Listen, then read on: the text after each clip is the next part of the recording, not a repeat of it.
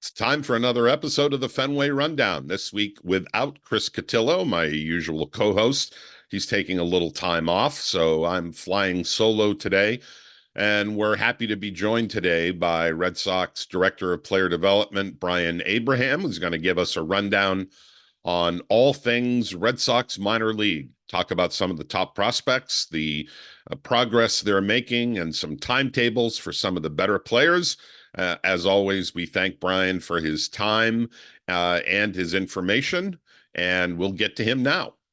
And a reminder that you can be part of the Red Sox Insider Text program. All you have to do is text the word join to 617-751-6257, then click the link and subscribe. It's free for 14 days and $4.99 per month thereafter. It allows you to keep up on all things Red Sox, get the latest information, ask questions of all of us, Chris Cotillo, Chris Smith, and myself, and provide questions for future mailbag editions. And now, Brian Abraham. Welcome to a second episode this week of Fenway Rundown. As we noted, our guest today is Brian Abraham, Director of Player Development for the Red Sox. Brian, thanks for joining us. You've been a previous guest. We're happy to welcome you back to the show. Thanks for having me, Sean. Currently taking a look at the Red Sox single A affiliate in Greenville, hoping that weather holds out and a doubleheader gets played. We'll kind of take you all through the system, Brian, and I think get some updates on players that listeners want to know about. Just first of all, it's kind of an overview. Where do you think the system stands now in general?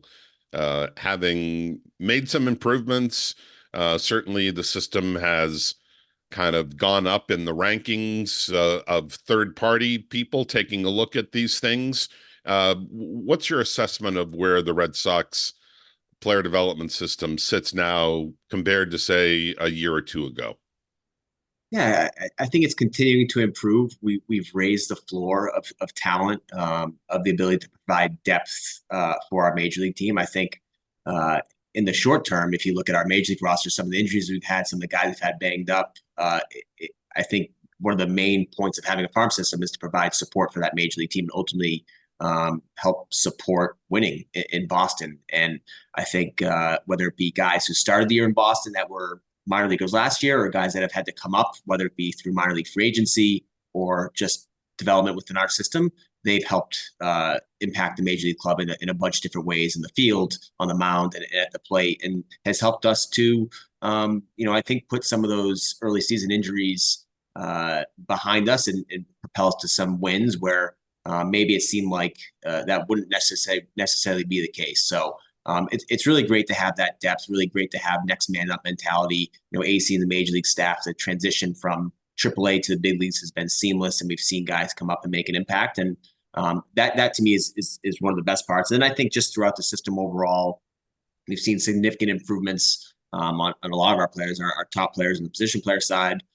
New infrastructure, obviously on the pitching side, we've seen some significant gains from some of our prospects, some of our middle tier players that are hoping to be more improved players and be the prospects that are highly rated throughout baseball. But I think a ton of credit to our staff, a ton of credit to our leadership group and PD, our coordinators, our directors that are involved in creating systems in place for our players to get better, creating goals for our players to get better, and having a clear understanding of what they need to do to impact ultimately Boston, not just the A-ball teams, not just the AA teams, but do so at the big league level. So happy with where we are. Still room to go for sure. But I think the training environments, the work that's being done in our department, in our organization, has been as good as it's been in multiple years. There's been so much, as you hinted, attention and credit for the development or the improvement of the major league pitching staff. We've seen a remarkable turnaround. The Red Sox continue to lead the league in ERA and rotation ERA. There have obviously been some things implemented that have helped the major league program What are you seeing down below? Because obviously, when you're talking about prospects and kids anywhere from 19 to 20 to a few years older, sometimes even younger, this is not going to happen overnight. But what sort of incremental progress have you seen pitching wise throughout the system, and maybe specifically some changes that were implemented by the new administration led by Craig Breslow? Yeah, I think whenever you have new voices, new people coming in, they have a clear and different look of what is being done. I think there were some really good things being done here, but I also think there has been some really good adjustments that have been made as well.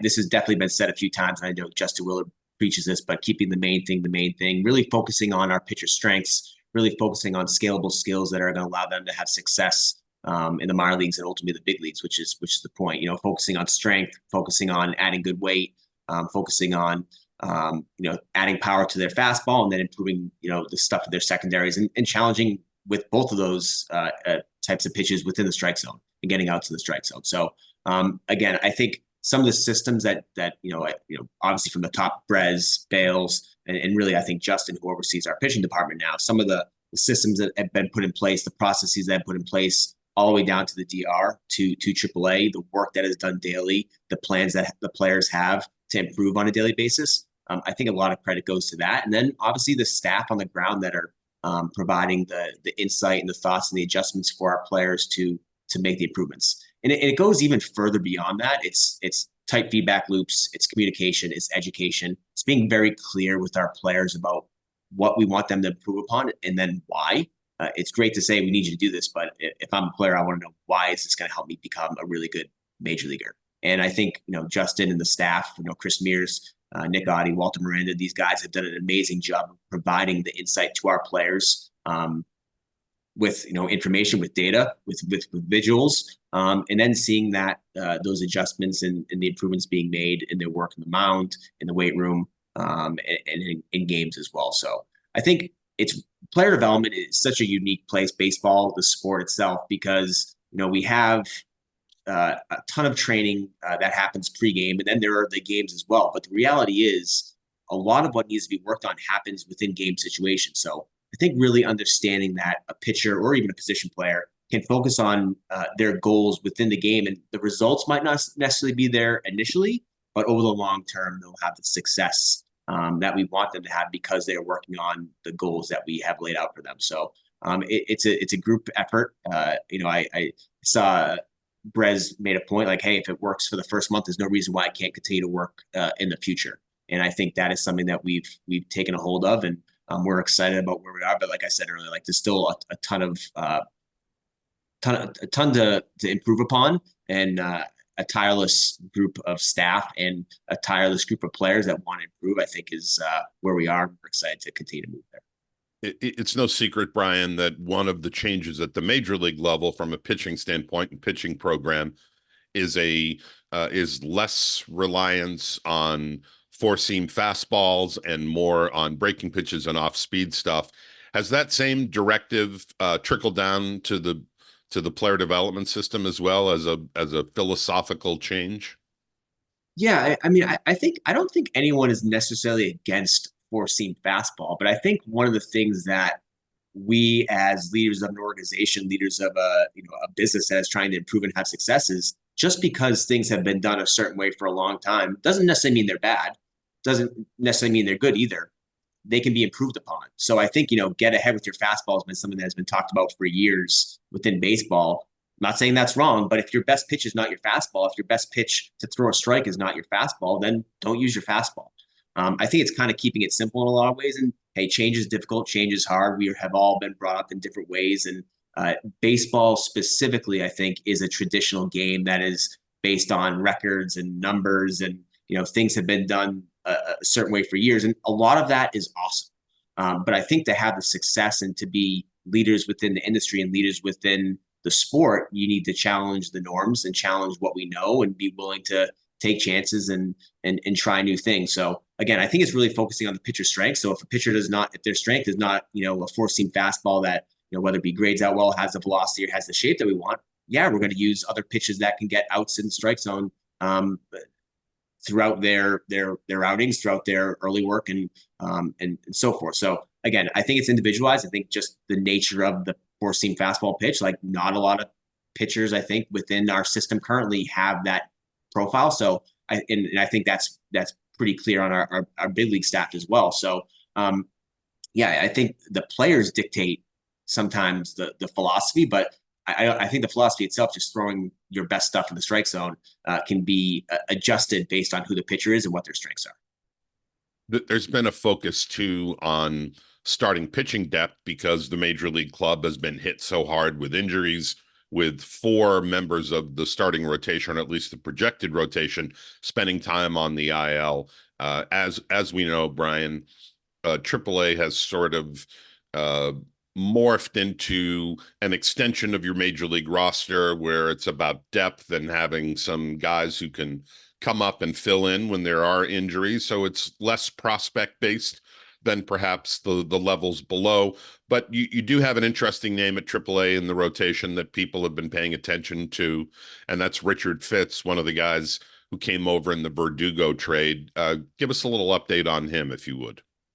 Yeah, just obviously his first full month in AAA, and I think he has come as advertised, and everything we saw during spring training, during the offseason at the rookie program. We're very pleased with the pitcher that he is, the person that he is, his willingness to continue to push himself, challenge himself.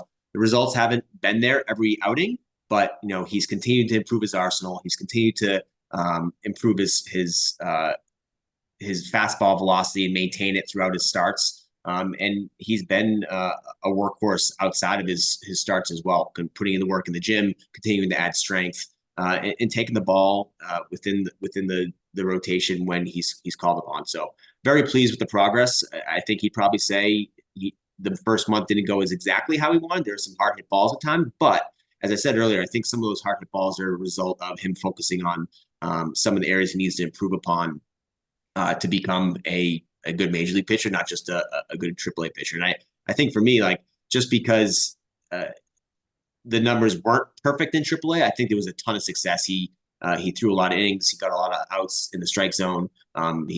His K rate continued to climb. So we're very pleased with what he's done the first month or so with us in Worcester. You're sitting in Greenville as we record this with some lousy weather and waiting to see if a makeup doubleheader gets played. Certainly, part of the challenge of the player development system, particularly early on in the year, is dealing with some inclement weather.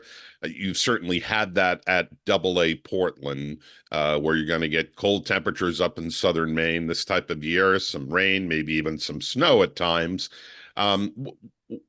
What's that challenge like for, particularly a lot of your top prospects are guys who grew up in Southern California or Florida and are used to, having 80-degree temperatures in April and May. All of a sudden it's 42 and it's sleeting out here. What do you tell them about dealing with the elements, and how does that play in their development, just having to overcome some of these challenges that they hadn't faced before? I like to tell them that it's colder in October, so get used to it.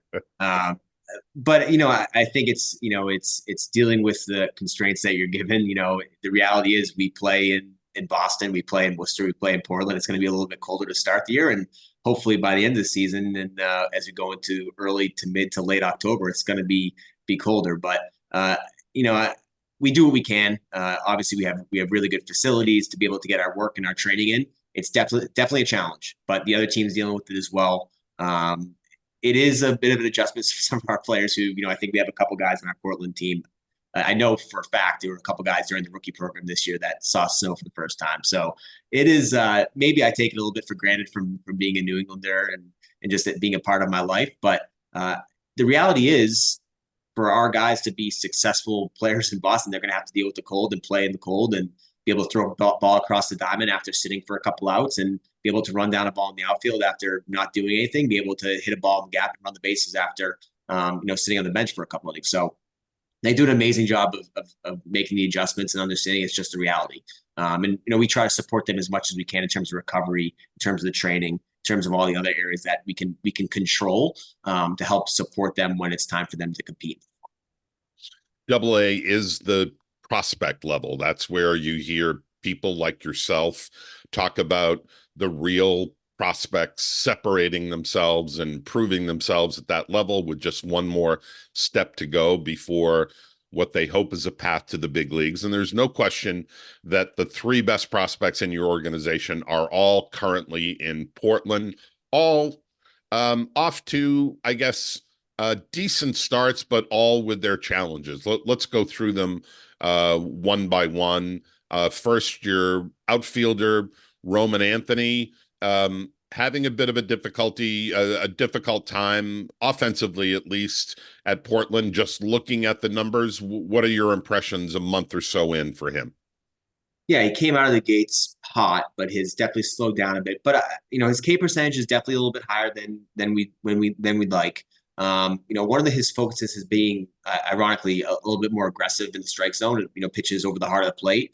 I think, to me, being able to do damage to those pitches early in the count will allow him to not have to go as deep into counts where he's trying to protect with two strikes. But I do think for him, for Roman specifically, some of the numbers that maybe aren't on the surface, he's still hitting the ball really hard. He's still driving the ball. Some of our numbers that we're able to predict a little bit more based on ball flight, based on quality of contact. Those numbers are still really strong.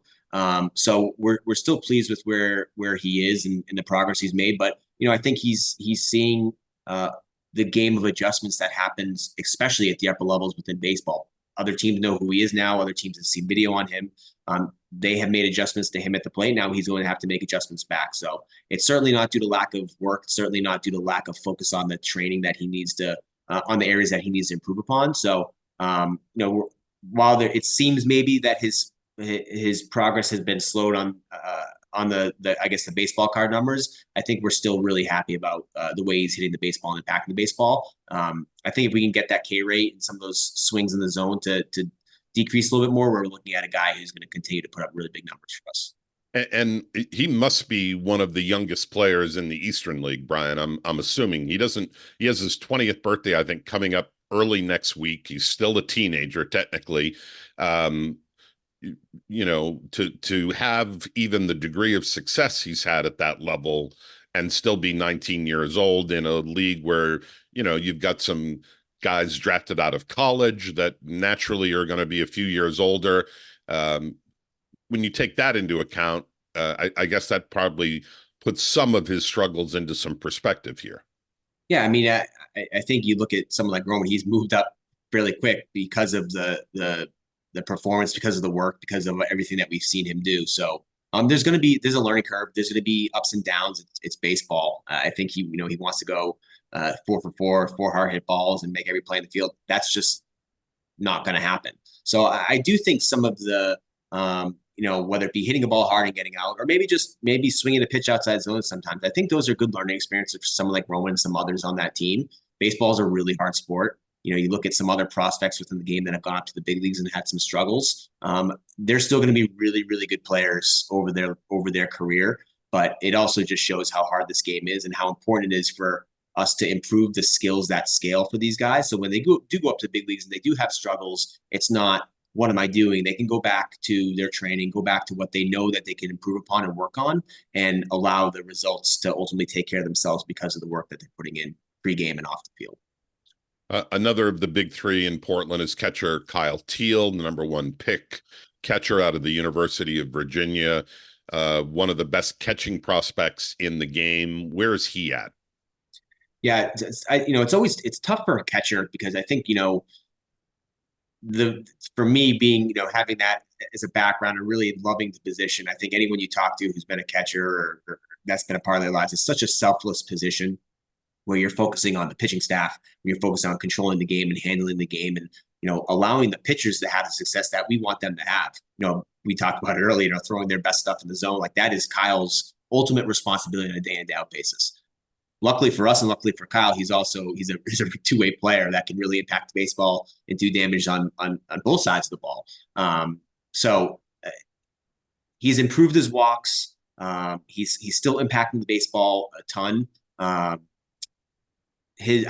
think probably being a little bit more selective in his swing decisions could improve upon. He he can tend to get a little anxious at times at the plate. We certainly want the aggressiveness. We certainly want the swings in the heart of the zone where he can do damage. But again, I think similar to Roman at times, the double A pitching, sometimes double A pitching is better than triple A because you have the prospects with the best stuff and is still trying to harness it. So, you might have a guy who's darting up the corners, who's then he's missing afar as well, but with really good secondary. So, he continues to hit the ball hard. His bat speed has increased. His hard hit percentage has increased. So we love what we see out of Kyle. Again, I think someone who came out hot has hit a little bit of a slow spell, but undoubtedly someone who's going to come out of it and still be really impactful for the rest of this year. And like I said, because of the position that he plays, he's an offensive-minded catcher for sure, but I don't want us to sell short how good of a defensive player he is, not only receiving and calling game, but throwing guys out, controlling the runners of the base pass,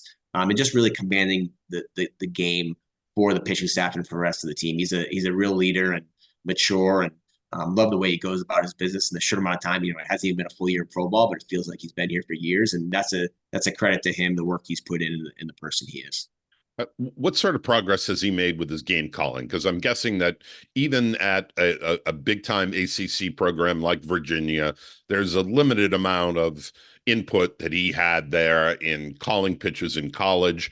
So when you're playing pro ball for the first time and getting to double A pretty quickly and dealing with some advanced arms, how has that part of his game come along now that responsibility is on his shoulders too? Yeah, very well. I mean, he's a very intelligent kid. Getting to know the pitchers to me is priority number one because, when we're focusing on the pitcher's strengths and what they need to do to get guys out of the zone, it's understanding what their stuff is, what their stuff looks like. And then it's a balancing of also the work that these pitchers are being put in. So, there's certain times where Kyle's calling certain pitches that he needs to call because the pitcher needs to work on those. Might not necessarily be the best outcome at the end of the day, but is ultimately to allow that pitcher to have the success that we want them to have. So, he handles that entire process, the advanced process, the understanding of our pitchers, the understanding of opposing pitchers very well. He's great at making in-game adjustments. And, he's very lucky to have someone like Chad Epperson, Mickey Zhang, to be there to support him in the role. And, I know he's a guy that pitchers like to throw to. And I think without getting into specifics about evaluation numbers, I think if you ask pitchers who they like to throw to, and it's Teal, that's a really good sign that he's doing something right. So, he continues to improve and progress in that area. And I think he loves soaking up the information. He can't get enough of it. And he is able to hold it really well. So it can be difficult coming from a place in college. And I don't know exactly what UVA's process was, but I think the norm now is for catchers not to call and not to understand what the game situation is. So Kyle has come well beyond his years in that area and continues to mature in that area. And finally, of the big three, shortstop Marcel O Meyer, who is healthy again, something he was not for a good chunk of last year. In a lot of ways, it was kind of a lost year of development, or at least a lost half season with the shoulder issue. He came to camp healthy, and we're starting to see what a healthy Marcel O Meyer can achieve on the field. First of all, how big a difference is what you're seeing now with a healthy Meyer compared to what he battled through with physical issues in the shoulder last year? Yeah, I would say not only healthy, but he's stronger. The added weight that he's put on, the focus to improve in that area. I think we've seen significant changes in his body and his ability to impact baseball, and also his range of the field. So those kind of all work together. And again, a ton of credit to him. It's really easy, I think, to go into a rehab process and say, I want to get healthy, but to say I want to come out bigger, stronger, faster, a better version, that's what he was able to do. So a ton of credit to him. We are seeing the Marcelo that I think we saw initially, a little bit more swag, a little bit of a chip on his shoulder, feeling like he is the best on the field, and then showing it. His strikeout rate has decreased. His walks have stayed steady. He continues to impact the baseball. Significantly improved his chase percentage, which was something that we had talked to him about last year in the soft season. And he's barreling more baseballs in the zone.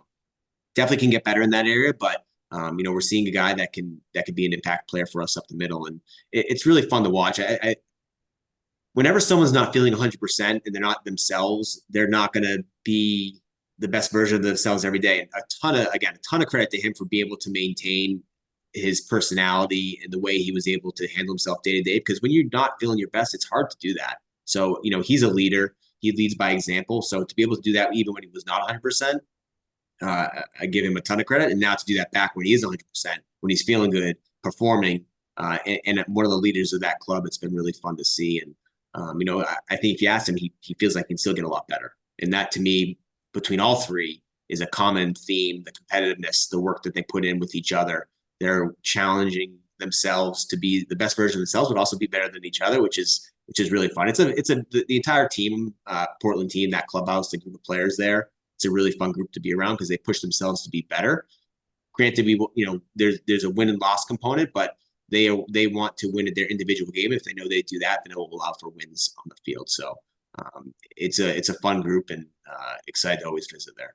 Well, what's the dynamic like there when you have the three guys we've talked about at Portland are among the top 50 prospects in the game, probably in a lot of rankings, or if they're not 50, top 60 or 75, certainly. There's a lot of attention paid to guys who are 19, 20, 21 years old. They know that they're under somewhat of a microscope with all the media that now focuses on top prospects. How do they handle that attention? And, what do you tell them about the amount of attention that players of that caliber are getting, even at this early stage of their professional career? I think they each embrace it in some sense. They want to be really good baseball players and successful major leaguers for a long time. That obviously comes with the territory. I think in today's world, that's a little bit more normal than it was 5, 6, 7, 10 years ago.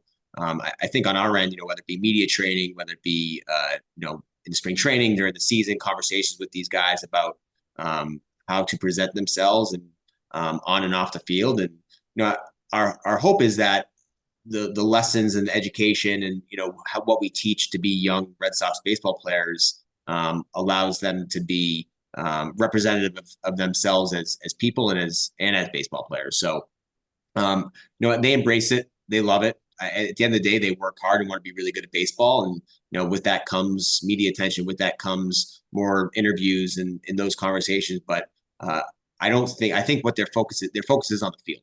Their focus is being really good baseball players, improving their craft, competing against each other. And, they're one of the things I really, really enjoy, about those three and some of the others on the team is that they're good people and baseball players. We can have conversations about life, about families, about things they like to do off the baseball field to really build that trust, build those relationships, and then ultimately to have the conversations that we need to have for them to continue to be better on the field. And they all have great personalities, but at the end of the day, they want to win in Boston. And I think that is something that you get from them, even while they're in AA. They compete, they push, they challenge, they're willing to fail. They're willing to fail so they can improve what they're working on. Again, I think because of today's day and age, it's a little bit more normal for the media to be around and to do the interviews, whether it be Twitter, Instagram, whatever the social media is. Like, that's a much more normal thing for a lot of our players than it maybe had been in the past. I think they're not looking for it, but I think when they know they have to be a part of it and they know that they represent themselves and the Boston Red Sox organization as future potential impact players, that they are willing to be a part of that and do what they can to help support the organization themselves. So Anthony, Teal, and Meyer are all in Portland for the second year. Teal and Anthony got up there late in the year last year. Meyer obviously didn't play after, I think it was late May or early June last year with the shoulder. So not a ton of experience at AA, but that's building. Everyone wants to know about the FasTrack and how quickly, they're going to be able to impact the major league roster. What do you need to see from each of those three guys to move them up to the next level to AAA Worcester? And how close do you think any of those guys are to meeting those, having all those boxes checked?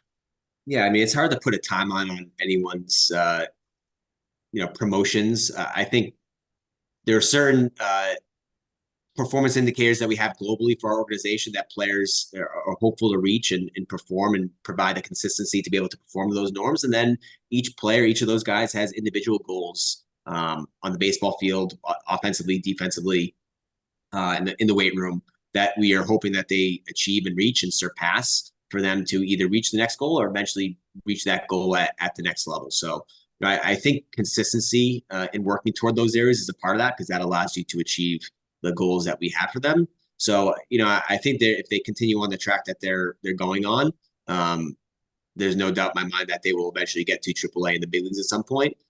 Again, there's a lot of factors that come into promotions. It's playing time. It's major league depth. As you noted earlier, our AAA team has a few more older players and minor league free agents than maybe it has in the past to provide for that major league team. But I also think, too, like the reality is for some of our priority players, for some of our prospects, they are going to make us make hard decisions and move them when we and they are deemed ready based off their performance, based on the work. So, putting them in the best environment for them to be a long-term big leaguer and have the long-term success that we want is ultimately what we're going to try to do. That could be in AA, that could be in AAA. When that exactly is, I don't have the answer, unfortunately. But I feel like they're all progressing on the right track towards that promotion in the future.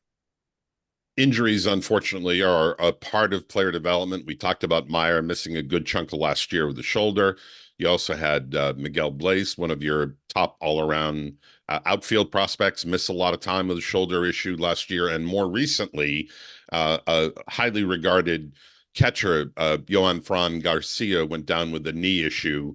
Where does that stand? Because the video looked ugly as he made that big turn at first base and kind of crumpled. I know it's been termed a sprained knee, but how long might he miss? Yeah, unfortunately, we some more testing and some information we received. It's a significant knee injury, and he's going to be out for the season. Don't have details exactly on the injury, but unfortunate for him. He's been one of our best performers offensively and defensively. Continues to improve down in Salem and was making a ton of progress. So, unfortunately, that's a part of this game. That's a part of baseball, and you hate to see that happen. But he's going to be out for the remainder of the season, unfortunately. Will he need surgery, Brian? I'm assuming. Yeah, he will need surgery. Has that been scheduled, or any idea what the timetable is there?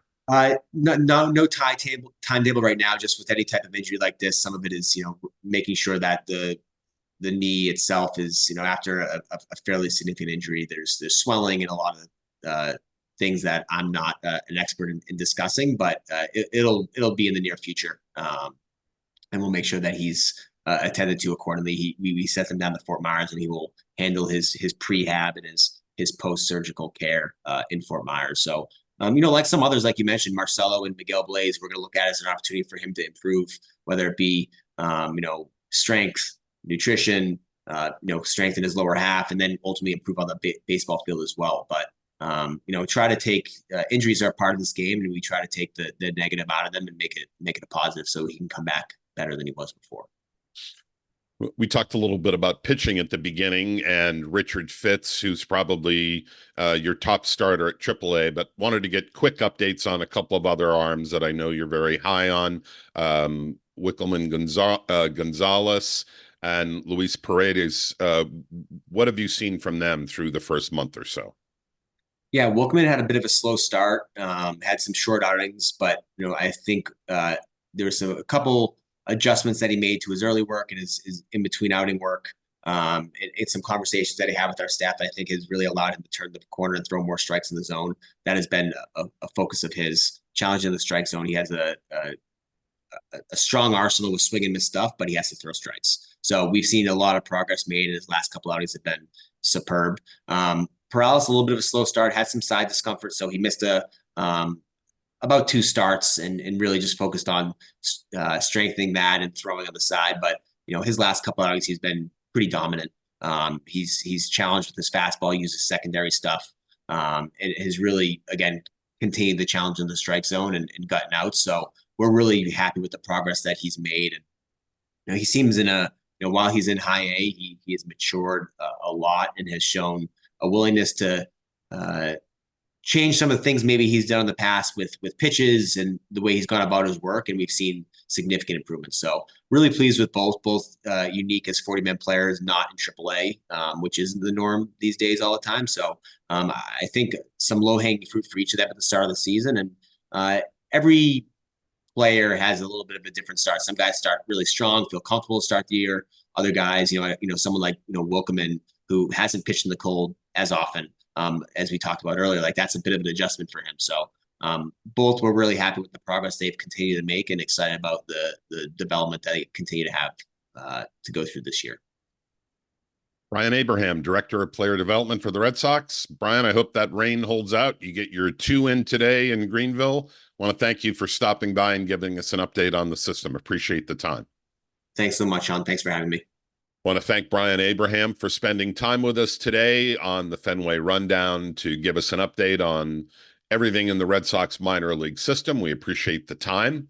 A reminder that you can stay current on all Red Sox news, get updates, ask questions of myself or Chris Cotillo or Chris Smith, and supply questions for future mailbag editions. And you can do that by joining our insider text program. Just text the word join to 617-751-6257. Then click the link to subscribe. It'll be free for 14 days. And after that, it's just $4.99 per month.